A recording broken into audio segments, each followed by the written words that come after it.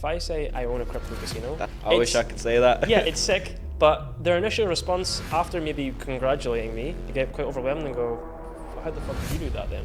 You're just an average kid. Hiring staff kind of falls under that same perspective where you want to hire the right people. Hiring the wrong person can take you back so many steps, and people don't understand that because they'll think, oh, it's just a hire, I can get rid of him.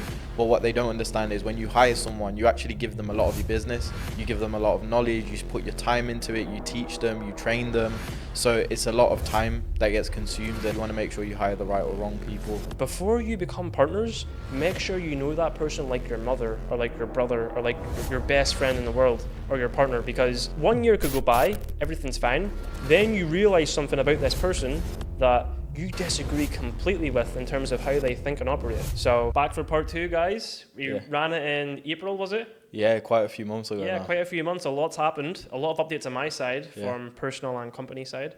I would imagine you're the same. Yeah, same. I mean, we ain't seen each other. The crazy thing is, this is the first time I'm seeing this guy after that podcast. Yeah. So it's been like 4 months. A lot's happened. We'll probably dive into it all here. But yeah, bro, I have a little bit of an ulcer. I've done a lot of traveling over the summer. Went to like 7 different countries in Europe in 2 months. So it was crazy. Sold my company, the casino. Fully sold my shares and I'm out of that now. Cool experience. And through doing all that, I've put myself into a hole with ulcers in my mouth and I'm completely fucked. That's crazy. What I was going to say is, how did you find the traveling, number one, and how did you find selling the company? Yeah. Before we get into it, give me the country that you enjoyed the most, okay. number one, and then jump into the company. Okay. So yeah, everyone knows Papor, by the way. He doesn't need an intro. Oh. He's the guy, yeah. Yeah, I mean, we did a podcast before, so if you want to recap, go watch the other podcast. But yeah, I do travel, credit, consultancy, the whole shebang. Yeah. But yeah, go for it. So I think I'll say the worst and the best, and it could be quite surprising. I think you've been to maybe both the countries probably. Italy was the worst. I didn't like Italy. I don't know, did you like Italy? Yeah, I didn't mind Italy. Did you like Italy? I think Italy was really... I think out of all the European countries I've gone to, I enjoyed... But I went to Rome, so I didn't really go to all the other countries. I've just been to Rome. I've heard bad stuff about Milan, but Rome was nice because of the culture and just the history behind it. So it was nice to see the building structure, everything about it, like Trevi Fountain and all that stuff. It's really nice to see compared to Europe. When you think of Europe, you just imagine the same thing. Whereas with that, it was a little bit more different. Yeah. In my opinion. Yeah. So... it was my girlfriend's dream holiday. She says, when I get married in Italy, let's check out Italy. It's the best. So we went to Lake Como, Milan, and Rome. But, bro, I don't know, like, maybe it's because I was so adapted to Dubai and the customer service is just like S-tier customer service. When I went to Italy, don't get me wrong, the culture of it, like seeing the Colosseum and all this historical stuff was amazing, and Lake Como's views with the mountains, absolutely beautiful. But as people, I thought it was going to be like walking into pasta shops, you know, hey, let's go pasta. But it was, worst customer service of all time. So yeah, I didn't really like Italy. Maybe I'll go back and I'll love it. But yeah, the best was Faro in Portugal. Have you been? No, I've never been, no. So Faro was the only place I went to all summer, which gave like a vibe of, I could live here. Like I could settle here for years. This place is awesome. Yeah. So the food was amazing, seafood, rice, all that jazz. Air was quite healthy. Like in Dubai, the air is a little bit lower. The air there was perfect. Weather was good. And yeah, it was a nice place. What about the customer service? Customer service was good, bro, yeah. Do you know what it is, though? Just to touch on that, I think what Dubai does with customer service is it puts a kind of different level to everywhere else in the world you go. It kind of sets that really high standard. So when you go to other countries like Rome, you feel like that. But I think it's the same with all European countries. Any European country you go to, the customer service, it's just not the same. Yeah. You get rude people. You don't get the respect that you get out here. Yeah, I think as well. You've been in Dubai now for what, 6 months straight? 5 months straight? 4 months? Straight, yeah, like 6-7 months I've been 6-7 months? You haven't left? No, actually, yeah, I have. I've been out, but like nipped out for like a week or 2 weeks. Yeah, nipped out for a week, yeah. So I done that in 2023 until I left for this summer. So I was here for like 5 months straight, didn't leave, locked in Dubai, was, you know, just in my little kind of routine of this is Dubai, work, da-da-da-da-da. But after I left to travel for Europe, left for I think it was like 4 months, and I came back to Dubai in September 2nd with my family. I brought my mother and my dad to Dubai to experience. Always a bucket list thing, was pretty cool checking it off. But during staying here with them, for the first time in living in Dubai in 2 years, I got homesick. I don't know what it was. When I was in Dubai with them, Family, I got homesick. And I thought, surely anytime you're with family, you shouldn't be homesick. Yeah. But I don't know, it just didn't feel the same. So I went back to the UK for 3 weeks, came back. We've been here for about 4 days now, and it's feeling as it was before and just perfect. Have you felt any sort of homesickness with travel? Yeah, I think you tend to get it when you travel for a long time. Obviously, with Dubai, we live here now, so it's Yeah. a base. So it doesn't feel like that, because when I think about crap, I miss home, I'm like, but this is new home. Yeah. So I can't miss it. But I get what you mean with that. But when I have done traveling for a while, because I've done like 4 or 5 months out the UK, and that being my base, you do get homesick towards the end of it. Like, you get excited to go back home, where normally when you go traveling, you don't want to go back. But I think after you pass like a certain period, I think 3 months, it tends to become a thing where you kind of become excited to come back. And it's not because you want to go back to the country. I think it's more because you want to go back and see the people in that country. I think it is. And as well with Dubai, I think that I was looking forward to for so long. Obviously seeing yourself, Shane, Cheyenne, and all the other guys. But some of them were gone, and it was just you staying here. Yeah. And I was like, I want to see Papour and I want to go back to Dubai, but it's fucking 45 degrees. Yeah. Papour's locked in with his Well, business, it's you know. hot. So I was like, nah, screw this. I'm pulling back as far as I can. Yeah. Then I hit you up and says, let's go UFC in Abu Dhabi, October. Yeah. Max Holloway. Huge. Who's he fighting again? Depourier. Yeah. He's the champion. Yeah. So the BMF champion, Max Holloway, against Depourier. I'm obviously a big fighting fan. And I think that'll be such an amazing experience. Do you know what the crazy thing is? I'm going to say it here. I know nothing about UFC. Do you not know? I watch it here and there, but I just said, yeah, because you were like, let's go. And I was like, yeah, screw it. Oh, It's an bro. experience. Yeah. For sure. Because you read this book you shared in your socials called, what was it called? How to Not Die with Zero. So it's by a guy called Bill Perkins. I don't know the exact name of the book, but it's Die with Zero. Die with Zero, that's it. Yeah, Die with Zero, Yeah, Bill Perkins was a poker player and like Yeah. a billionaire trader, Billionaire. basically. Yeah. And the conclusion of the book was your life's basically just experiences, Yeah. and you can't die with your money. So have as many experiences as you can Exactly. and have them young. Exactly. And I downloaded the summary of the book as soon as you posted it. I was like, what's this book Papour sharing? Let's see the alpha. And as soon as I was like, let's go to Dubai. Let's go to Abu Dhabi, UFC, done. Yeah. Let's do it. For sure. That's exactly what it was with me. When I saw it, I was like, yeah, I need to start doing more stuff like that and more activities. For example, like in the book, it says you won't be able to do like Everest, or you won't be able to do like really big hikes, like doing base camp Everest. Let's not say Everest, but base camp Everest. You wouldn't be able to do that in your like 50s or 60s because your legs are not going to function the way they function now. So go and do stuff that you can do at this age and stop like focusing on the work, because these are stuff you won't get back, and experiences bring back more fulfillment than, you know, generating cash. And you want to die with zero ideally, because what's the point in generating all this money to keep for what? Whereas when you generate the money, it gives a calculator in the book. Without diving too deep, go read the book if you want to read it. There's a calculator. It asks you to find out your age that you're going to die, and then I think it's you multiply it by 1.7, and then there's a calculation you do, and it tells you how much money you should aim to earn. And then once you earn that money, you shouldn't be working at all anymore. Yeah. It makes a lot of sense because as men, you're so focused on the day-to-day and just growing the business that you never actually take a back step and go, where do I want this to go? Is it 800 employees? Is it 400 employees? Is it 2,000 employees? Do I want to have an office in every country of the world? Do I want to exit at 2 million? You know, what is the actual goal? Yeah. And I feel like not many operators actually evaluate that. They just go build, and then forget about why they're building or what's the whole purpose of this business or the goal. After reading the book, what have you figured out about your own business or your own self?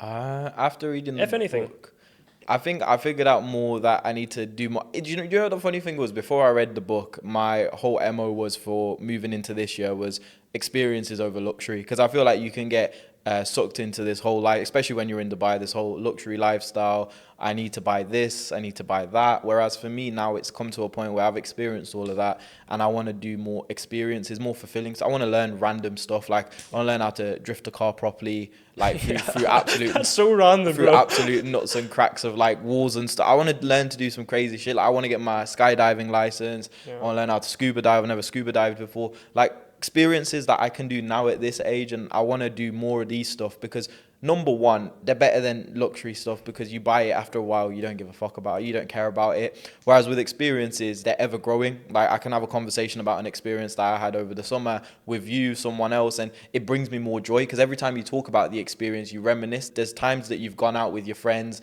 ages ago, let's say 3-4 years ago, you meet up with them and you start reminiscing about that experience or memory you did, and it brings you all joy and it brings it back again. Whereas with a luxury item, it's not going to do that for you. Yeah. So that's what it is for me. But talking about exits, look at this for a great way to segue into it. You exited out your company. Tell us about that. Yeah, so I'm quite conscious, like, if me and you were speaking off camera and it wasn't to lots of people wanting to get inspired or learn about the exit, the conversation would probably be different and the initial points I'd mentioned would be different. Yeah. But first of all, a kid coming from the council estate, the exit, I'm not going to say how much, but it was really good, at least from my side, and like my perspective. But, you know, it's obviously amazing. It's one of the moments where you kind of pinch yourself and go like, oh, holy shit, the dreams came true. Like, I really executed the goals. Like, wow, we done it. But after that comes also a depression kind of thing. Like, just being totally transparent, I'm not going to paint out to be, as soon as you exit, all your dreams come true and you've made it, no more worries. You don't have to worry about death or family or nothing else. It's just, you've done it. That's it, done. It was like that for maybe a few seconds or a few minutes. But then you kind of go, whoa, was this it? Like, I spent all this time building this company, got the money, sold it, whatever else. Now you can go retire and travel and just like sit on the beach in Thailand and drink coconuts all day or whatever you want to do. But I was like, is that all there is to life? Like, you just build it and sell it. So also, I went into depression for maybe like 2 weeks. Maybe depression is the wrong word, but I went into like a really deep reflection period for 2 weeks. And I was thinking like, okay, so if money isn't a worry or a stress anymore for the next 50 years or whatever, what should I do with life? Is it just longevity? Should I just focus on health and try and live as long as possible? Is it experiences? What do you do? And I think I said it in the last podcast, but the conclusion was just continue building cool things. Just do cool shit with cool people. That was the epiphany. So as soon as I exited, I thought I was going to take maybe a year off or whatever. Yeah. I took 2 weeks off and then straight back to crypto and memes and degeneracy. Yeah. But yeah, it was cool. It was unique. I thought it would have felt different. Maybe it wasn't as good as I thought it was going to feel. As I say, like, that's to you who has money and freedom. So you exiting won't change your life or your day-to-day or your yearly plan or whatever. But for the average, not the average person, but just someone who's in a lesser of a situation, the freedom and the stress of just going, I don't have to worry about money is priceless. You know what I mean? Yeah. But it was cool, bro. Just different. Tell everyone that doesn't know much about you what that exit was and what the company actually was itself. Yeah. So I always say to people, like, when they ask, what do you do? If I say I own a crypto casino, which it was. I wish I could say that. Yeah, it's sick. It's sick. But their initial response after maybe congratulating me is, how do I do that? And I respond, and it sounds quite arrogant, saying, you probably need $250,000 for bankroll to pay users, an $80,000 license, the platform, users, whatever else. And then they get quite overwhelmed and go, how the fuck did you do that then? You're just an average kid, or whatever they think. So the background was, I still have a crypto marketing agency. We help projects raise capital in the market, fully organically, no paid ads, no paid bullshit in terms of marketing. Yeah, we basically raise them capital, acquire them users, get them traction in the market, and that was the service. So I met my partner at that point, Sources, who built this amazing platform, BSBet it was called. Go check it out, bsbet.io. He built this awesome platform, and in terms of the technical side, he had everything under control. The only thing he was missing was 1, capital, and 2, users. And my value to him was, okay, for the past 3 years, I've been building this company. We basically get users, get attention, and raise capital. So you've got a product. I've got the skills to get us users. Let's join partners. So yeah, it's a crypto casino. I just sold it in July. And the reason I sold it wasn't because I thought the crypto market's at an all-time high and that was the best time to sell, nor was it I thought the company wasn't going to scale much higher. Being honest, but the reason I sold it was the partnership I was in, there was mutual disagreements in terms of how the business runs. My perspective on how it should run was different than my partner's Sources. I'm happy to say this on camera. Yeah. You know, it's not an issue. So it was a personality disagreement, and it's my biggest recommendation for anyone thinking about partnerships with someone in a company. Before you become partners, make sure you know that person like your mother or like your brother or like your best friend in the world or your partner, because 1 year could go by, everything's fine, then you realize something about this person that you disagree completely with in terms of how they think and operate. So that's my takeaway from the business as well, not on a financial side. If you're ever doing partnerships, make sure you know the person like the back of your hand. Of course, it was a great opportunity when it approached itself as, oh, another client, never mind, I could be direct partner, co-founder, whatever else. But also, now that I'm in this stage, if I'm ever going to do a partnership again, I will know the person like the back of my hand. Have you had any experiences or crazy stories with any potential partners or friends bringing onto the business or just like peers or C-level staff or whatever you want to, I don't actually know the ins and outs of your company, Yeah. but C-suite staff or decision makers, onboarding them or sacking them or anything like that? Yeah, I mean, with me, it's funny when you said that because I had this conversation with someone recently as well, which works with a business partner, and I asked him the same question. I was like, "How do you do it?" Because I've never done it before. I don't have a business partner. I always thought I could do it by myself. I don't need someone else to, be in my ear about to what I do. I enjoy making the decisions myself. I do have, obviously, like you said, people that work underneath me. Yes, I liaise with them, but at the end of the day, I make the decision. So I've not really had any problems on that side of things. But to say that, again, hiring staff kind of falls under that same perspective where you want to hire the right people. Hiring the wrong person can take you back so many steps, and people don't understand that because they'll think, oh, it's just a hire, I can get rid of him. But what they don't understand is when you hire someone, you actually give them a lot of your business, you give them a lot of knowledge, you put your time into it, you teach them, you train them. So it's a lot of time that gets consumed and a lot of knowledge that gets passed on to them. So you want to make sure you hire the right or wrong people correctly. Yeah, because I remember you said to me in one of our first conversations, you'll never hire anyone who's too ambitious. Yeah, Which yeah. is like a hot take. Like, no one would Yeah. usually say that. Usually be like, find me the most ambitious person. I'm bringing him in so he can scale my company, XYZ. It all depends on what you're hiring them on as well, what basis and where you want to hire them. If you're hiring them as, sales reps, appointment setters, you do want them to be hungry. There's a difference between ambitious and hungry. Ambitious is someone that's got future plans of developing something of their own or has something they want to do. They're not going to be long term. But one thing I've also, to add on to what I probably said in the last podcast, is what I've tend to realize is most employees will have a 2-year span with you. After 2 years, you're going to have to recycle onto new employees. Most of the time, a lot of people don't stay for more than 2 years because, especially in the day and age we live in now, you see all these adverts, you see all this flashy stuff on Instagram. Everyone wants to give it a try, but people don't understand how hard it is. So people go out and give it a try. And I've had it plenty of times where I've had people that work for me, they'll go. And the funny thing with me is I let them go. I say, yeah, by all means go, they try their own thing or whatever it is. Like, even if it's they go work for another company or they try do their own thing. And it's amazing because I respect it because, look, you've got the hustle in you and you want to try it out for yourself. But most of the time for me, actually every single time for me, it's not worked out and they've come back and said, can I have a job back? By that point, I can't hire them again because you mess up like the situation that's going on within the business. I have to now hire another person to replace you or get someone temporarily in, and it just slows everything down and slows the pace. So yeah, Makes sense. Also, what do you think about, because after I exited the casino, I had all this money and I was thinking like, okay, I could just go and buy like whatever watch you want, an RM or a Lambo or, just all the generic shit a young 21-year-old would think if they have a lot of money in abundance. But I don't know, I had an epiphany like, okay, let's say I go and buy like a super cool watch. How much persuasion do you think that holds in a room for watches or for cars? Like if in Dubai it's maybe different in different countries, but where we are in Dubai with like different circles, and different people you've got familiar with, how much status or value do you think that actually brings to the table wearing a super expensive watch compared to a lower priced but still luxury watch? yeah. I think Rolexes in Dubai are just irrelevant. I think Yeah. if you wear a Rolex, it's very like entry level here. I think Pateks as well and APs, they're good, but again, you're not really going to get much of. I think, like you said, RM is the only thing that I would say maybe stands out. If someone has an RM, you're like, okay, well, he's definitely doing well. And I think an RM probably would stand out more than a supercar. But then again, it depends what supercar you get. If you get an entry-level supercar, no one's going to really look at it twice because you see so much of it around. Even with the expensive cars, your Mansouri Urises, I see a couple people in my apartment block with them.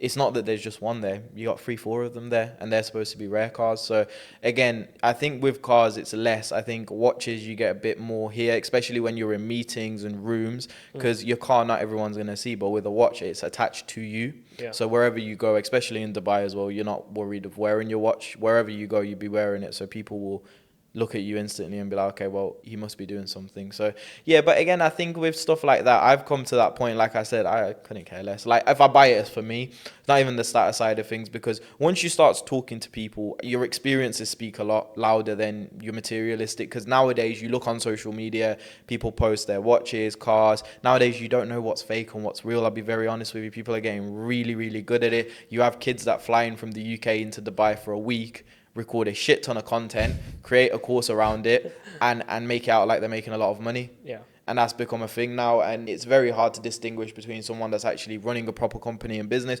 whatever it is, if it's in the online e-learning space, whether it's in crypto, whether it's in buying and selling, import and export, whatever the hell it is. Someone that does it, you can tell, and someone that doesn't, you can tell, especially by the experiences and the way they speak. So when you do go into the rooms and you speak to people that are doing well, they can smell you out from a mile away. And it's also the confidence and the way you carry yourself. The way someone that has a lot of money carries himself is a lot different to someone that hasn't. You can tell from a mile away. Yeah, well, my epiphany also was similar, but I was just like, okay, if I'm going to meet, for example, today, I landed in Dubai 2 days ago, there was a individual, a VC manager who approached me saying, we have a huge amount of Bitcoin to sell OTC, 9-figure amount of Bitcoin, it was ridiculous.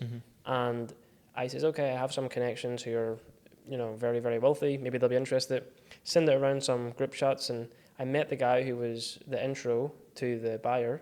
And he shows up in like Skechers shoes and, you know, just like totally nonchalant stuff. And my epiphany was like kind of auto-confirmed what I thought before. Was like, if I'm wearing, let's say, a Patek right now or, you know, a super luxury watch, maybe he'll look actually down upon me. So there's like levels to levels. Patrick David said it, Dwayne Johnson, I think, and their thing is like, there's levels to levels to levels. It was like the sheiks here in the royal family, they drive in Nissan Patrols. It's like a Nissan Patrol is so cheap in comparison to the Berberis. Exactly. So there's like levels to levels to levels, but I think it all comes down to, as you says, not being a slave to the luxury and the lifestyle, but doing it for you. Not doing it to try and get you status or approval or, you know, third party, okay, he's good, but doing it because you like the piece or you like the asset. Yeah. It's like going to the gym. When you go to the gym at the beginning, a lot of people go to the gym because they want to look good to get the girls, or they want to look good because they want to be in shape and they know that means that's going to get them more eyes on them. Yes, that's the initial reason everyone goes. And like you said, there's levels to it. But then once you do it for a few years, you're like, oh, actually, I'm doing this more for the health aspect of it. I want to be healthy. I want to be, you know, in good shape so that, you know, when I'm older, I don't look wrinkly. I don't look fat. I'm in great shape. And it's the same with the money side of things as well. At the beginning, we all do it. And we're not going to sit here and say, I don't buy luxury stuff. You're not going to sit here and say you don't buy it. We all do it. But the thing is, you get to a stage where it becomes irrelevant to you. And I think I'm edging more towards it. But even then, I'm still, like, for example, like you're talking about cars and stuff. I'm looking to buy a car out here as well. Like, but it's more for myself. It's not even because I want to get it as a status thing. It's just because I just want to do it because I want to have it. Are you going to tell what car? I don't know yet. To be fair, I like McLaren, so it's probably just the 720S. Yeah, probably just the 720S, guys. You know. Yeah, I love it. Like, but you see some wild cars here. Like that would be like for Dubai, that would be like a pretty standard car. It is a crazy perspective it gives you in terms of standards. Like it is all just standards, and the fact your psychology and subconscious mind goes, just the 720S is fucking nuts. Cause when you really take a step back, it's nuts, you know. Yeah, if you have that in the UK, it's a complete different story. Yeah, but here it's like you see it quite a lot. But yeah, something like that, or maybe a bigger car because I got a dog. So now I got to think, where am I putting the dog? Chai. Yeah, I got a little chow. How's that treating you as a dog dad? It's good, you know, it's a different experience. It brings responsibility on you because normally you lock yourself in the office. What I do is I lock myself in, I get work done. But now I have responsibility. I got to wake up, feed her, you know, get her food, you know, make sure she's good, take her for a walk, play around with her a little bit. But it's also good because I live alone. So when I'm in the house, there's someone to actually spend time with sometimes. Bro, it's the only thing I ever miss when I'm in Dubai and settled is my dog in the UK. Like, I say to my girlfriend every day, I miss the dog, because they give this crazy companionship, not even like a parent or like a girlfriend, because if you go in after this podcast, you've had a fucking horror day, back-to-back meetings, maybe you've lost money somehow, you go in, and the worst one ever, that dog will jump up on you and lick you, and is your best friend for the few hours you're with it, you know? It's awesome.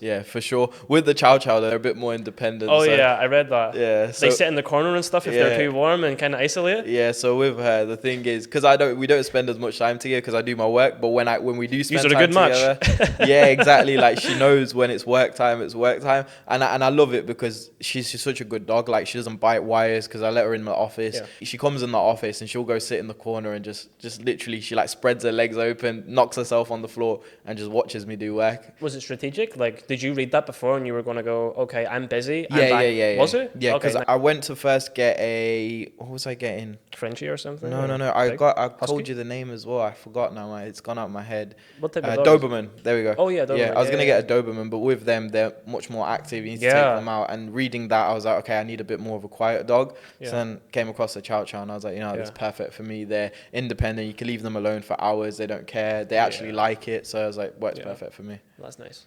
And the last podcast you were saying, which is something I actually focused on probably 2 months after the podcast, was health. It was like super important for you this year. How's that whole process been from, in terms of the transition of health and just mindset shift with the gym? Maybe you had it before, but installing it again, how's it all been? It's been good, I did focus. I think the business maybe took a little bit of a hit, but not even a hit. We're still doing really well. But do you know what it is? Like I said this before as well, I don't believe in balance. Like there'll be times where you focus on certain things and certain things will lack. I did focus more on health and gym and just personal development. So the business did maybe take a hit cash wise a little bit by probably like a few, not even like 10,000 maybe a month we've dropped in revenue, but I prefer it because I'm less on the business now, but I'm more focused on me. I can do whatever I want to do, go wherever I want to go. I don't have to be locked in the office working if I don't want to. And yeah, health wise, bro, I love going to the gym. I've started going. I go every day. I train good. Every day, 7 days a week? Not 7 days. Obviously, I take 5? one rest day off. One rest day? So I do. Damn. It's not even 7 days. What do I do? So I do 8 days a week? No, I do days? legs one day. I do chest, back, shoulder. So I do 4 days on, 1 day off, 4 day on, 1 day off. So that's what I do. So it works out to 5 days out of the 7 that I go to the That's gym. intense, bro. Yeah. Yeah. But it's good. All weight training or? Yeah, all weight training. But I Yeah. do cardio as well. So I do cardio after the workout. So I do 15-minute Stairmaster, 15-minute incline. Yeah. Have you ever tried a treadmill. martial arts? No, I haven't. Yes, I have. I did Muay Thai in Thailand for like a month and a half. But nothing like where I'm like, I fully focused in. Even with the Muay Thai, it was like, I'll just go and it was just a detox because Thailand's wild. You go out, you go shopping, you go party, all this shebang. So it was like a detox in the mornings to go and do Muay Thai. I think you should try it, bro. Like, Yeah. I started getting the Muay Thai properly maybe the past 3 months. And it's such a cool lifestyle. Like, you just train and it just locks you in for the hour and a half you're there. It's fun, it's enjoyable. There's like a culture around it where it's respectful and it's a super cool sport. I obviously like fighting and come from a boxing background, so maybe it's different for me, but I really recommend for anyone to do a martial arts. It really evolves you as a character and confidence and just like stress reduction, and it's awesome, bro. So maybe try Muay Thai. Yeah, I need to. We'll go together once. Yeah, let's do it. Next thing we're both locked into a fight in Thailand. So that's what I was going to say. After I exited the company, I was doing so much meme coin stuff in crypto and building a little bit more of a personal brand on crypto Twitter. And I posted a video of me doing pads, like Muay Thai pads, and tagged the founder of Crypto Fight Night. So it's like a huge event in Dubai they do every 6 months. And he responded with the eyes emoji. And I was like, You should do it. I was like, maybe I should just log in for 6 months and get a fight. It could be cool. It would be cool. Because, It's an experience. It's an experience. Yeah. As the book says, Yeah. it's a unique experience. Very unique. And with the skydive, I'm shit feared of heights. When it comes to heights, I hate it. So when my dad came over, he loves heights, adrenaline junkie, jumps out planes, whatever else. I would never do it.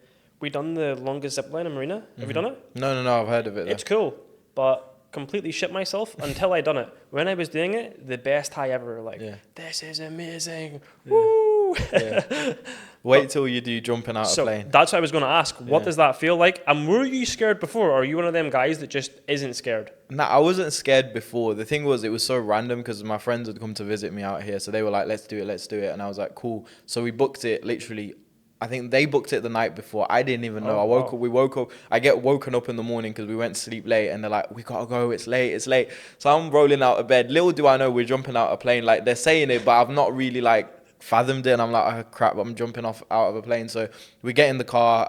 We were actually switching cars because we'd rented cars because they were here, so we were just getting some supercars. So we went and dropped one of the cars off, got another one, drove to the skydiving place, signed all the stuff. I didn't even know what I was signing my life away. And then they put the stuff on. Even to that point, I wasn't. The plane goes up in the air. I'm not scared. The only time I'd say I got a bit worried and scared was when they had me on the edge of the plane and I was about to jump off. I think it's like a 4-second period where I was like, fuck, what am I doing? But before I could even think of it, like, I jumped off. And then when you jump off, it's sick. Cause it's cool. And then once the parachute opens, it's just normal. Like, is it scary until the parachute opens? Yeah. Are you conscious going like, I wasn't worried. I was enjoying it, to be fair. What worried me was jumping out the plane. Once I was out of the plane, I was fine. I think being on the edge of the plane and the door being open, and it just was a weird. It felt like I was playing Warzone. Like I was jumping into the Warzone. But yeah, it's cool. 100% cool experience. it was over the Palm, wasn't it? Yeah. You can see everything. It's pretty cool. Yeah, it's on the bucket list. To be fair, it took like 10 minutes, I think, and it was done. Oh, wow. Once you jump out, I think it's like a 10-minute, and then you're down. And is it like what? It's like a few minutes till the parachute's out, or like a few Nah, seconds? not a few minutes, few seconds, more like seconds. Yeah. I would definitely pass out, I think. Nah, you'd enjoy it. I think you'd think be so? fine. Yeah, you'd be fine. Okay. If you did the zip line, it'll be fine. It's different. I think this is a whole nother level to the zip line, though. Yeah, like 10 times scarier. Yeah. 100%. What I was gonna ask you, because I'm interested in this, because I got a pretty decent crypto portfolio, and I think some of the people watching might as well. Tell us about crypto, because you're the crypto guy. Tell us about crypto. The crypto guy. So. Oh, is it Crypto Reese? The rebrand. Yeah, Reese Crypto. Yeah. Reese Crypto. Yeah. So I think right now it's 26th of September. I think the elections in the US play a huge factor in what happens with global economics. I think everyone's speculating Q4 and Q1, which means the last 3 months of the year and the first 3 months of next year is going to be a huge bull market like we've never seen before and surpass all-time highs, 100k Bitcoin, 150k Bitcoin. There's so much price targets. They were saying that 4 or 5 months ago. So this is my worry. Like, if you look at the history of crypto, when everyone is excited about an event, usually it's sell the news. So when AI was around a few months ago, all you heard from all your friends, well, my friends in crypto was, oh, AI is going to be the leader for this cycle. AI this, 1 billion market cap this, it's going to overtake memes, it's going to be crazy.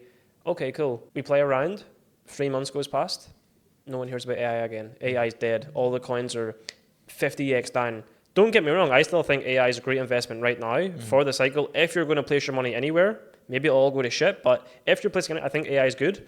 I heard AI and meme coins. That's the main narrative of this cycle. But the point I was making there is when everyone is in the process of saying this is it for the cycle, usually it's already been it and it's it currently. And everyone is saying that now for Q4, Q1. So my worry, my gut instinct is telling me, oh damn, this might be close to the top. But my logical mind is going, okay, it only makes sense that Bitcoin does surpass all-time highs again and goes to maybe about 90k would be my price targets. Yeah. But yeah, memes have been wild as well. So yeah, because I've not looked at my portfolio since the crypto week in Dubai, to be honest with you. Have you not? After that, I've just not looked. I don't want to look at it. I don't know what it's. I had a bunch of AI coins. I probably had like quite a bit actually in AI coins. I know they're down. Even during that crypto week, they were going down because a lot of crashes happened. It was like the peak. Yeah. And then you bought in quite early though, I believe. Yeah, like so maybe it's still up. What's Sol at? Because I don't even know. Yeah, let me check my phone right now. I've got a wee price tag. Yeah. It's $156. That's not too bad. Like Sol, like for example, I was buying Sol last year at $17-20. Yeah. So I'm still up pretty decent on that. So that's something I was gonna ask you, like, because I need to know what I'm doing with my portfolio. Yeah. Do I sell? Do I keep? What would you tell the people watching? And also, what would you recommend? Because I have a lot of friends in the crypto space, just like yourself, that have been saying the same thing. Like quarter 4 and quarter 1 are going to be huge. And they're like, with some life changing. And I've heard it off like multiple people that are big in the scene. And they're all like, it's going to be crazy. It's going to be crazy. But I'm thinking, do I put more money in? Do I take my money out? Yeah. Do I switch it around? What do I do? Yeah, so that's my point. Like everyone is saying, anyone with a big bag as such is saying Q4, Q1. And my worry is just because everyone's saying that, it's already the narrative. Everything in crypto is narrative driven. There has to be a narrative for there to be volume. Yeah. If there's no narrative, there's no volume. If there's no volume, there's no price action. If there's no price action, you're not making money. Yeah. So I'm personally about 95% cash right now. After the exit, my exit was paid all in USDC and some in Seoul because the casino was in Seoul. I sold all my Seoul at about $145. So I'm actually, maybe I picked the wrong time to sell. It's at 156 right now. But what I always say to people is, I'll say two things. One's a boring answer. The second, maybe it'll get you excited. Yeah. I don't want to sell a dream and I don't want to ever say something which is wrong and then be held accountable. Yeah. But it's so cliche, but only ever invest money you're willing to lose. Yeah. Your friends are saying Q4, Q1. I agree. I think it makes sense. Like my logical brain is saying Q4 is going to be amazing. Q1 is going to be amazing. My business is helping crypto startups raise capital. So I should be on this mic telling everyone crypto is going to the fucking moon and further to Jupiter. But Yeah. I don't know. No one knows. Was that a little hint for everyone? Jupiter's Well, Jupiter. maybe. Jupiter's a good play. Yeah. But yeah, I think only ever invest money around to lose. The second thing, memes have dominated this cycle. So there was a platform called Pump.fun. I remember, yeah. Yes. They were doing more profit than the foundation they were built on. So Solana. Yeah. So on a day-to-day basis, they were making more money than the chain. And their whole platform was launch a meme for 20 cents.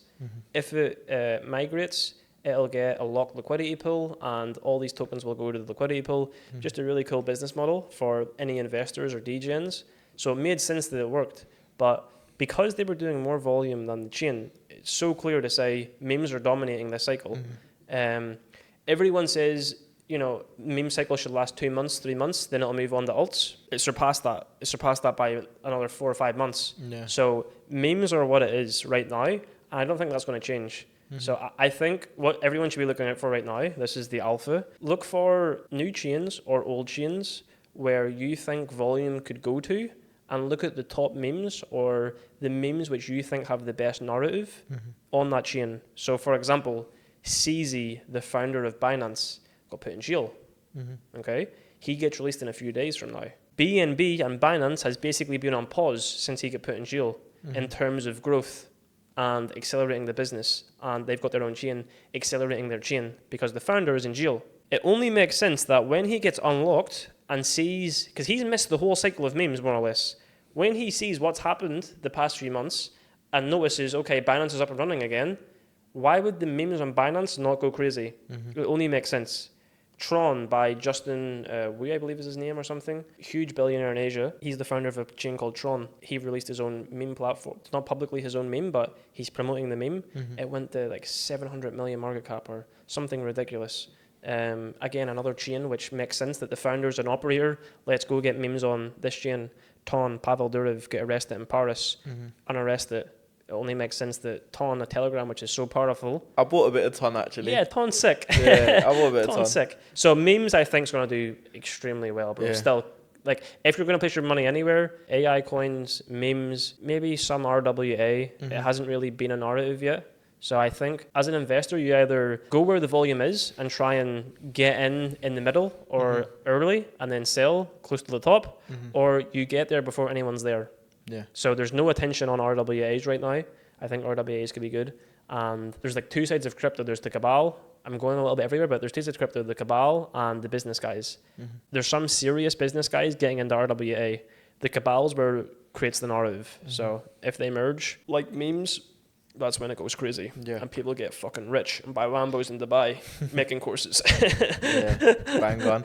What was I going to say to you? Yeah, with the whole thing that you said, don't put money that you like, great example myself, like, I've not looked at my crypto because I don't care. Like, that, for all I know, it could be at zero. That money's gone money to me. Like, I like talking about it because when I see stuff, because I'm in a few Telegram groups and I see like messages pop up and it's like, oh, crypto. And I buy Coinbase. I've got a bit of Coinbase stock that I bought a while back, and that obviously is already up. But I saw it dump down to like 140, the Coinbase stock, and now it's going back up. It's at like 170. And I'm like, okay, something must be going on. And people are posting on Telegram, and it was the whole Singapore thing. So then when like stuff happens, it's good because I got my foot in the door still, yeah. And it's fun because I have conversations like this, even though I don't fun, don't care about it, but it's still fun because I get to have these conversations. And if it makes me money, amazing. And like you said, I like to call crypto more of a blow money. So whatever I make off crypto is more like blow money, like go have fun. And that's the perfect attitude for someone who's not full-time in crypto. Yeah. It's an amazing market where you can multiply money ridiculously fast through complete degeneracy. Yeah. So for someone who's an operator and knows how to build businesses, if you're being serious and going, where should I place my time? Building businesses. 100%. That's your track record, what it is. Yeah. If you have not built businesses yet and you want to make a lot of money, I think crypto is a fucking fantastic industry. I know kids this year that have been in crypto for 9 months and have became multi-millionaires off meme coins. Yeah. Like, firsthand, I can name 10 off the top of my head. I've heard some wild stories. Yeah, it's fucking insane. So I think you either go full-time in crypto if you're wanting to really take it serious, or you do what you do. Okay, you go do what you're good at, where your value is perceived high. Go do that, and then just spend an hour researching every week, or have conversations with friends who's in it and place some money for fun. Why not? Yeah, that's what it is. I mean, bro, I've seen some wild stuff. Meme coins were going crazy. Like, even myself, I put, what was it? I put 15k in a meme coin. I'm a bit of a degenerate. I mean, even when the Euros were going on, regardless of the 15k, I put 5k pounds in a Euro meme coin. It was like a football thing. I didn't It even was know, probably mine, bro. I launched one. bro. I It went was to called. went to shit. Like, I put 5k in thinking, okay, cool, it's the Euros, England's are gonna do. It went to zero. It went out the window. But that's the thing with meme coins. But then I put 15k in this one meme coin. It literally went from 15k to like 230k in a Yeah. matter of like a month and a half during that whole Yeah. cycle of what was going on. Yeah. So that's the position I've took after exiting. I still think memes is amazing. So we've actually been helping consult memes, meaning we help them with the whole marketing campaign, get paid, get a percentage of supply, and push it hard. So it's like analyzing the narratives. Like the Euros was an amazing example. It's all the world talking about what's the Euro meme. You know, it's like it's probably the same with other businesses. Like what's hot markets like AI. Okay, AI is such a hot word, and everyone loves AI. How can I have a business in AI? If you're starting an entrepreneur trying to build something like that, yeah, with Credit Club, obviously, you know, credit clubs. Maybe correct me if I'm wrong, but the whole point of an American Express is to utilize credit so you can live a luxurious lifestyle or get the luxuries of some of the benefits of having high credit or Amex points. Yeah, it's leveraging it really and giving yourself that access to cash flow. I mean, what we do is we get you some really high limits, and then you get the benefits with American Express cards. You get the travel benefits, the hotel benefits. There's a lot that comes with it, and a lot of people don't know much about it. I was having a talk with my team this morning, and they were like, we're getting a lot of people that jump on a call and don't know what a credit limit is, or they don't know how to pay a credit card off. And these are really basic stuff and people don't know. So it just shows how behind people are. And my thing to everyone is, look, you need to be using credit. It's there for a reason. Yes, if you fall into debt with it, that's where you've lost the game. But as long as you don't fall into debt with your credit card, you're on an upward spiral rather than downward spiral. Yeah, because I was going to say that's one of them like industry gold standards, which is just credit. Like it's never going to go away. Same with gold. It's like it's kind of fixed, I suppose. I mean, Maybe that's wrong, but it depends on finances and where the world goes down to. yeah, true. Wait, how did you think of that business? It's so unique. Credit. It was because I was traveling. To be honest with you, it was more because I was traveling and doing it myself. Involved with it myself. I was using my American Expresses to travel for free, stay at these nice hotels, and I bumped into someone that was running a e-learning platform, and he was like, "Bro, this is really cool. Can you teach me?" So I taught him, and he was like, well, I'll give you one tip, bro. Would have paid a lot of money for the information you've just given me. And he was like, why don't you kind of help other people do what you're doing? And maybe I was a bit arrogant, and I was like, I don't need to do it. Like, I'm happy. I'm comfortable. At that time, I wasn't even making that much money as I'm making now. But I was like, I'm pretty good. Like, I'm making pretty good money to be traveling the world and not having to go back to the UK and do whatever I want to do, basically. And then I got back to the UK and I was like, screw it, let's give it a try. Who's it going to hurt? And it kind of just took off from there. And it was like, but also what people don't see is you see a lot of people that do credit or talk about credit. But with me is I kind of back it up with proof, basically. Like, you can't make the stuff up we do. I mean, we have at least 4 people a week that are on a business class flight. So I've got shit ton of people on flights. We got, like the other day I posted on my Instagram story, 1 million points. Like, people say, oh, I do credit or I travel the world and this and that, but they can't even show it to the people. Yeah. But with me, I mean, I'm doing a bit of traveling myself anyway. So I'm off to Malaysia on the 7th of October. I'm off to Japan, Korea, and all my flights are first or business class. So I'm flying first with Emirates to Malaysia. That cost me, how much did that cost me? I'll tell you right now exactly because Is he pulling up the proofs as well? Huh? Pulling up the phone Yeah, screenshots as well? I don't want to make numbers up. Let's see, Emirates. How much is it? Dubai to Kuala Lumpur. I paid. How much did I pay for the first class flight? That's how you know this guy travels. He's scrolling for time. 1,615. Do you want to confirm for them? Let's see. Damn, he's not lying. That's AED as well. AED, yeah. So what's that in pounds? Sorry, not AED. So that's an AED, guys. I was expecting pounds. No. 1,615 AED. That's about like £300, I think. 200. That's ridiculous. Yeah. Because people would think, like, some people would think they could never afford a flight like that. Yeah, exactly. Because they're 10k usually, aren't they? Like 10k. Yeah, they're like 8k, 10k, yeah. And that's just one of the flights. And I'm flying with Malaysian Airlines in business. Their first class. They call it business class, but it's their first class. So even there, I'm flying first, and I'm flying back with who am I flying? I think Emirates again in business this time. Yeah. Because first is fun, but the only reason I'm flying, I always say, if anyone watching this in travel business or first class, always travel business class, not first class, because it's literally the same thing. It's an experience. Do it once in your lifetime, but you don't need to do it over and over again. Yeah. And the only reason I'm doing it is I'm just going to get a YouTube video and show people what it looks like, because I'm rebranding my YouTube channel as well. Yeah. The difference between business and economy, though, because Huge. bro, I was in Europe, as I said, for the whole summer. EasyJet, Ryanair, the worst of the worst when it comes to airlines. Okay, extra legroom, fine, but still the seats uncomfy. There's no food.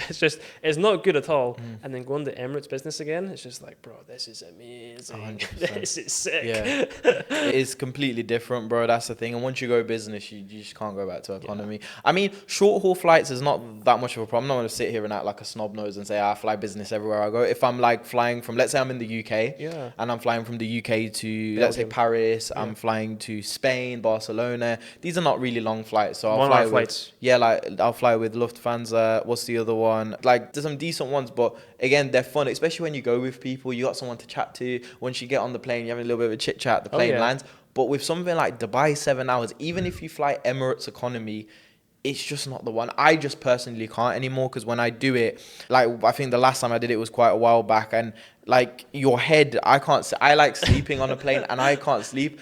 And I think one of the pivotal moments for me was, and it's hilarious because me and my friend always have this conversation. We were both flying economy. It's quite a while back, and he was in front of me. We didn't even get seats next to each other. He was in front of me on a 3-seat thing on Emirates, and I was behind him, and there was 2 ladies next to me, and they were quite larger. So quite larger. They were fat as fuck. Yeah, keeping it PR press. But yeah, they were next to me, and then obviously my friend's bare reclining, and I like to sleep with like my head like on the thing. So I put the food thing down, and, like put my head down, and even then it's uncomfortable. And he's reclining, and I'm like, you bastard, like stop reclining. I'm trying to go to sleep, and he's moaning because he's like, bro, I'm trying to go to sleep as well. And then after that, it was like really a big thing for me where I was like, yeah, I don't care. Whatever it is, even if they take away this whole American Express thing, I will pay for business. It's just worth it. Yeah, big time. I think if you can afford it or you know how to do it, for sure, fly business. Yeah.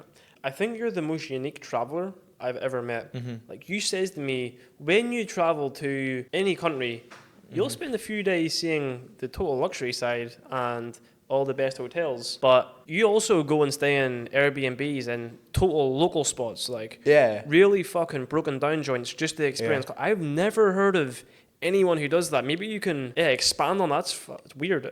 Yeah, I enjoy it. Like I enjoy culture. So like I said, I've done all this fancy schmancy shit, like Vietnam, for example. I've probably shown you it. Yeah, like Vietnam, I stayed at the most expensive hotel there, which is the Vine Pearl. It's the tallest building there. I had a suite for the first week I was in Vietnam in Ho Chi Minh. Was it Ho Chi Minh? Yeah, Ho Chi Minh I was in, and I had a week in that hotel, and then after that I got an Airbnb for 2 weeks in like a very local spa. It was like in an apartment block. Like anyone that went there would think, what the fuck is this? But the actual Airbnb itself inside was nice, but the outside looked very broken down. But the great thing was I was in the middle of Ho Chi Minh, and I was around people, and I really enjoyed it. For me, I like stuff like this. Like, for example, I would absolutely love, once I get to a position where I can switch my business off or hand it over to someone else, go to like somewhere like Australia, go to like a tropical island, act like I have £0, like having access to not even a hostel, have access to none of my bank accounts, not homeless, not have access to any of my bank accounts, go get a normal job, go work at like a surf shop, work at like a bar, like get a complete normal job and just be human again. Like I enjoy stuff and I like experiencing people's cultures. So even now, yes, I get Airbnbs. It's nice because what I used to do, even when I travel, I work. So I'd work, but then when I leave the Airbnb, even if it's just to go get my food from downstairs that I've ordered, or if I'm just going to go out for food later in the night, when I leave, it's just a whole different experience because I'm in this whole complete different world that has nothing to do with me and I shouldn't be here. But it's amazing. It's a brain fuck, basically, and I enjoy it. I think for me, it's just something I personally enjoy doing, and it's an experience. Like, I can say, to my kids, I went to that hotel, but also I stayed down there as well. Yeah. And they'll be like, oh, but these are two crazy things. And I'd always want to do that. Yeah, no, it's so beautiful, man. It's like, yeah, it's admirable. And the thing is, so many people listen to this and go, he's talking bullshit. But no, he's not. Like, because you don't post this stuff, sure you don't? I think I've posted. I don't know if I've posted it. You but probably posted one or two, but yeah. you don't post all the stuff. No. No, that's what I'm saying. Yeah. Like a lot of guys would do that for publicity to be like, "Oh, yo, I'm this humble Oh, guy yeah. who stays in these broken down places, that. even though I'm rich or whatever." Yeah. It's like, no, you actually do it, and you don't really push it that much. No. So whenever you told me, I was like, that is so unique. I showed you the video and your face dropped. You're like, what are you doing there? I'm like, what? But he makes it sound like it's bad. It wasn't that bad. It was a bad. studio. It was a studio Airbnb. I enjoyed it. This is coming from a guy who doesn't do it. It was Yeah. bad, guys. Yeah, he doesn't do it. But what was I going to say? But it's like, for example, I think everyone would love to go see the favelas in Brazil. Like, that's something everyone would love to do. It's like that. Like, you'd want to stay in a nice resort in Brazil, in Rio. But then also you'd want to go to one of the favelas as well. It's an experience. It's culture, as you say. It's Yeah. culture. Like, I think it's so beautiful. The beautiful thing about traveling is understanding your whole life is not just your whole life. There's other things to it. Like, you can be stuck in the UK or you can be stuck wherever you are in the world and think, this is all there is to life and this is all people do. But then you go and experience a culture in Turkey or you go to Malaysia, as you said, and you're just like, whoa, this is different. This is not the exact same as how I live. This is so different. But there's still millions of people doing it and it's a whole different way of life. 100%. Where did you get it from? I like watching travel YouTube. I'll be honest, my thing's always been travel. That's why it's crazy how life works. You fall into what you enjoy doing. I always enjoyed traveling. Funnily enough, I do it now as a job. But I always used to watch travel YouTubers from like all the way back when I was in school. There was a guy called Simon Willis. It's probably still big now. There's loads of people that do travel stuff. Bold and Bankrupt. You got all these travel YouTubers. I used to sit down and watch them, and I'd watch them for hours and be like, shit, I want to do this. I want to go to here. I want to go to these places.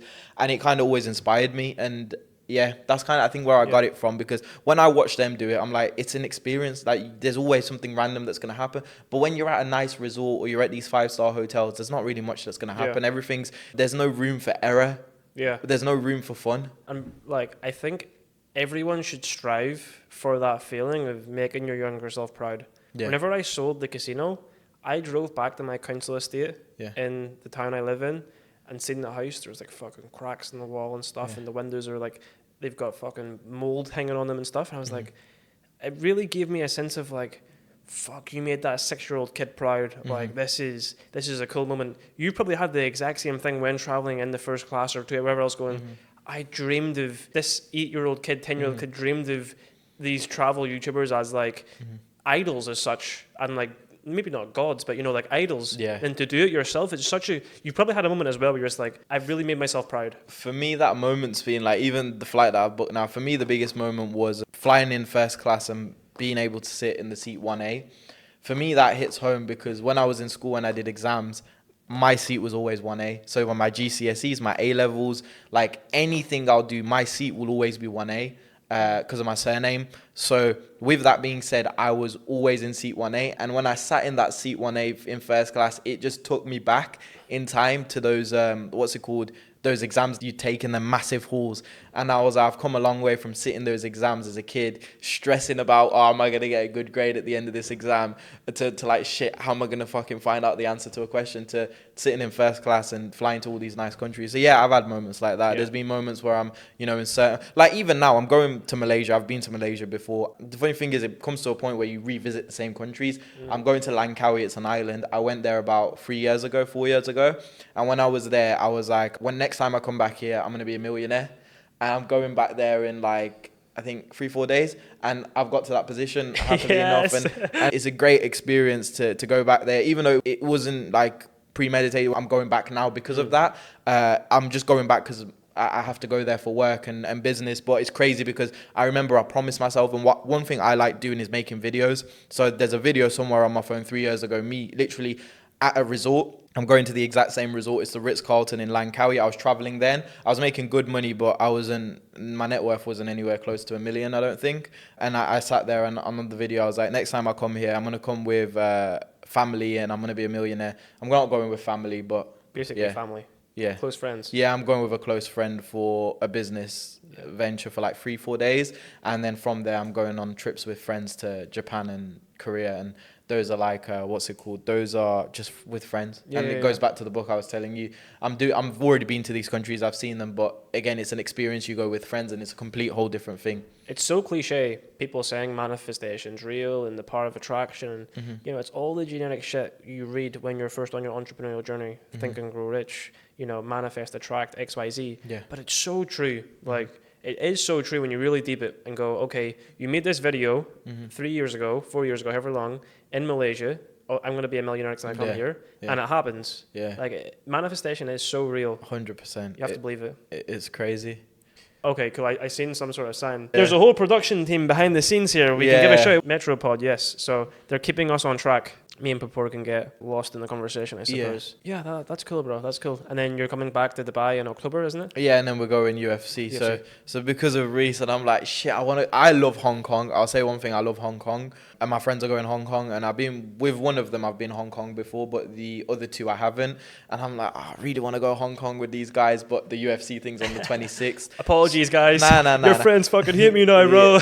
Nah. So the thing was, it was me anyways, because I would have told you, but I wasn't even supposed to go for that long. I was only supposed to go see them in Japan and then come back. But then the Korea got added on, and I was like, screw it, let's just do Korea as well. But then Hong Kong as well, so they're going Hong Kong. But yeah, I love Hong Kong, but instead coming back and doing UFC. But that'll be an experience. I've never gone to a UFC fight. I've been to boxing matches. You went to the Tyson one, wasn't it? Oh yeah, we said how would it go in the last pod. We said we'll come back and say if you won. So you got beat. It was really funny, bro. We were watching it, and Saudi Arabia is so different to Dubai. It's amazing and a beautiful country, but it's so different. Like the same culture conversation we're having, I had that in Saudi with my girlfriend. But anyway, we were watching this boxing fight, Alexander Usyk against Tyson Fury, and there was so many Ukrainians in the arena. And I don't know if you've met many Ukrainians, but they're quite big men, like big, buff, 6'5+ men. So I was sitting there watching the fights. Obviously, I'm from the UK, so Tyson hit him a good shot. And I go, come on, Tyson, you know, get him. Death stares. Some big Ukrainian man, the road down in front of me, turns around. You sick, full straight face, like angry. Instantly, I sat down, folded my arms, watching the fight. Like stressed. I'm not trying to. Not trying to get bagged. But yeah, it was cool. Tyson obviously got beat. Yeah, I just love events. I've been to a few events, like a few sporting events, and I love events. It's my type of thing. It's not even the fight as much. I think it's the event itself. It's just the organization. Like I saw, one thing I would have wished to see was the UFC. I don't know which one it was, but they did it in the Sphere. Sphere, in Vegas. In Vegas, and that looked amazing. Like that is an experience you'd want to do, even if you don't like boxing. I think it just looked crazy from the videos and stories that I saw. It's coming to Dubai, we'll do it. Yeah, the Sphere, isn't it? Yeah. 2 billion or something it's been. Okay, we'll say the final few things then. And wrap up for some ad content Pepper wants to shoot. Yeah, some ad content and some. Yeah, you want to record an ad as well, isn't it? Yeah. We VSL for the web. Yeah.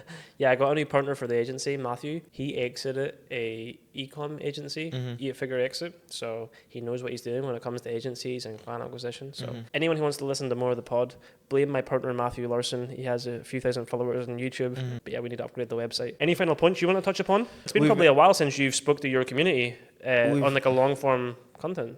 Yeah, I think, I've not done one of these for like a few months. Again, this I enjoyed doing because when you messaged me, I was like, do you know what, it's a conversation. And like I said to you, I said, don't talk to me about whatever you've done. Let's not meet up until the podcast and we'll just talk it through on the podcast. And I think it's much more enjoyable. And I think for you guys watching, it's more like there's nothing scripted. There's nothing in front of us. I literally strolled in here from getting a haircut, doing some stuff I had to do in the mall. You were at a meeting. We pulled up in different cars, saw him downstairs, came upstairs, haven't even spoken. No.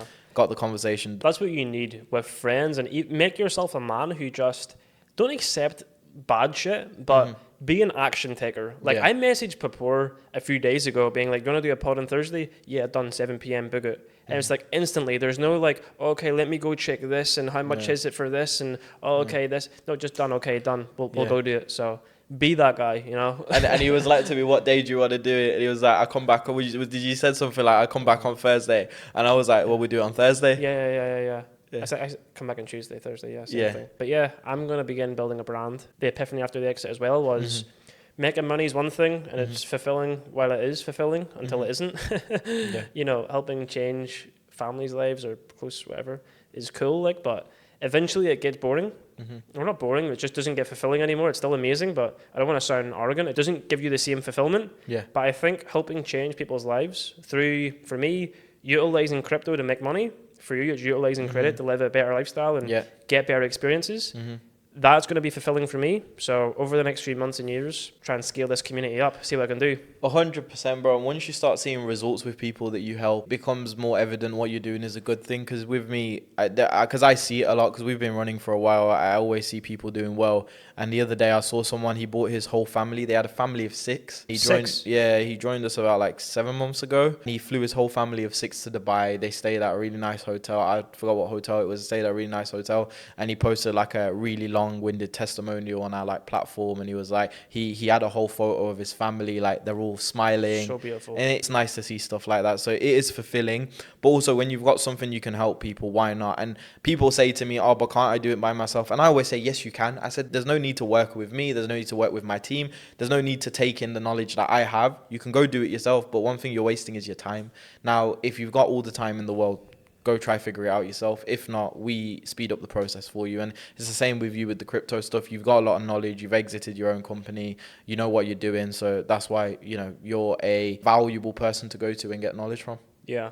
Yeah, you probably know yourself. I've spent hundreds of thousands, maybe not hundreds, but close to 100,000 on courses, experience, events for crypto specifically to gain knowledge and insights. Yeah. And it's just like, if I can compact that into 2 hours worth of content and give you that for free, or even if I'm not going to, but if I made it a paid course for you to go and gain that information, why would you not spend $50 or $100 or $200 to get that information, which he has just spent 2 years plus $100,000 to gain for $50? So it only makes sense that, instead of, okay, you can go and learn how to utilize credit, but maybe it'll take you a month or 2 months or 3 months of complete hustle. Maybe that's even maybe it's even more. I don't know credit like that. Yeah. So yeah, just join Credit Club.